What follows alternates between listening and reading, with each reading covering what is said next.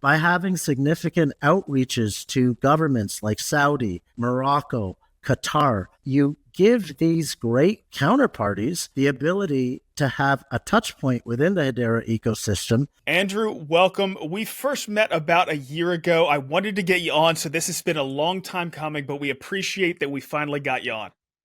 I'm super excited to be here with the HBAR Bull. Thank you, Brandon. Very excited to be here.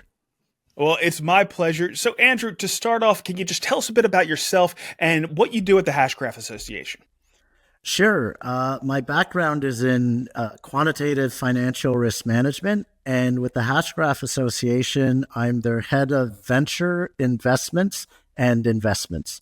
So we pretty much manage the venture capital arm of the Hashgraph Group and Hashgraph Association, which gives us a great opportunity to speak to ecosystem projects, to speak to projects outside of the ecosystem that are really keen on leveraging Hedera. And we have a lot of fun doing that. Well, speaking of the venture arm, one of the things that I've been really impressed about with the Hashgraph Association is your ability to bring outside capital into the Hedera ecosystem. Can you tell us a little bit about that and the broader strategy for the Hashgraph Association? Yeah, that's a really, really great question. So often in the Web3 space, people have thought of the development of their ecosystems as a vertical in terms of silos. But the reality is it works best whenever it's additive, whenever we bring enterprises that are successful in other parts of the IT space into the Hedera ecosystem. And that is something that we focus on. We try to focus on creating value, but also bringing companies that create value into the ecosystem. Our internal thinking is if there is a company that is growing, that is creating value, and they decide to use Hedera, that utilization of Hedera and HBAR is going to be sustainable. So we really try to focus on great founding teams, great businesses, great founders who have great business ideas, and most importantly, businesses that have commercial traction. So we want to make sure that we're not giving them capital in order for them to have to come back to us for more capital, but we're giving them capital to accelerate them on their mission that they've already defined as successful. That makes perfect sense. Now let's pull on that thread a little bit further. What are some of the teams, businesses, or applications that the HBAR or the Hashgraph Association has supported or invested in that has you personally most excited? Okay, there are very many, and I don't want to leave any of them out because to some extent, they all feel like your children. You really want to support and nurture your portfolio. But some of the most exciting ones, for instance, there is a company called Ivory Pay. And this is a US-based Nigerian company that is a crypto on-ramp for payments. And the leadership, gentleman by the name of Toby, they're incredibly focused. They do considerable transactions along the way, and they're solving a real problem. We often lose sight of the fact that in countries that work perfectly, for instance, now I live in Switzerland predominantly, and I'm from Canada. So in many of the first world countries, the US, Canada, and whatnot, the adoption of Web3 isn't an imperative because if things are working fine, why change it? But in many developing economies, the ability to access stable coins in and of itself is a hedge against inflation. And in and of itself, that helps you to transact. So Ivory Pay, for instance, is at the forefront of that space. There's a project that is near and dear to my heart. We were discussing earlier Sealcoin, which is a transactional IoT ecosystem, which is doing something that a lot of people may not realize was a challenge until it's described to them. It enables all the IoT devices that may be in your home, in a neighborhood, in a particular grouping, to speak together, to speak to each other, and to transact amongst themselves.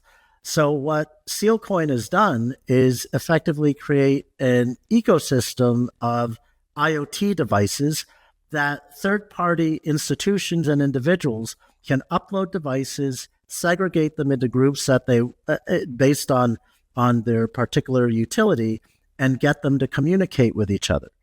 Then there are projects as interesting as traceability. This is a company called Shamba Records based out of Nairobi, Kenya. They have an agreement to onboard something like 5 million of the country's farmers onto a traceability platform that is powered by Hedera. And that agreement is future forward looking. Currently, they already have a very high number of farmers. They're generating considerable revenue every month, generating considerable transactions. So for us, projects like this that show economic viability and great utility of the underlying Hedera DLT, it's what we love to work on.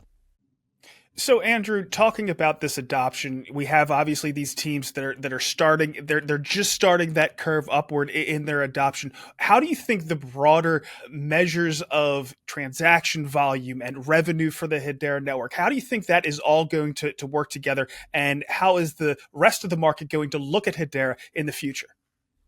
Yeah, I think that's a really great question. And to some extent, I think it can be a little bit of a distraction. You see, if you target transaction volume without actually having fundamentally sound, value creating, profitable businesses, the acquisition of transactions is actually a bit of red herring because those businesses won't last. Sure, But absolutely. if you target businesses that have good use cases for Hedera, but these businesses are growing, are profitable, and self sustaining, then by definition, the transaction volumes will increase.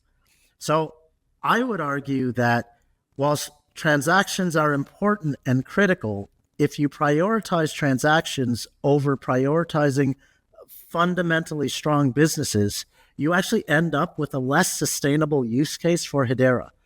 Whereas if you are prioritizing fundamentally strong businesses that have great use cases and are solving real problems that adopt Hedera, then the transaction growth is going to be inevitable. I couldn't agree more. Now, of course, there are going to be proof of concept. This is new technology. It's going to be used in new ways. We know that not everything is going to find product market fit and work out, but I think your strategy and your idea around these things is a breath of fresh air. That's exactly what we want to hear. Now, the last thing that I want to ask you about is the association has made partnerships beyond just Hedera builders. Can you tell us a bit about that? You know, you've had partnerships with KPMG coming out of India. You've also made partnerships with sovereign wealth funds out of the Middle East and so forth. Can you tell us a little bit about those?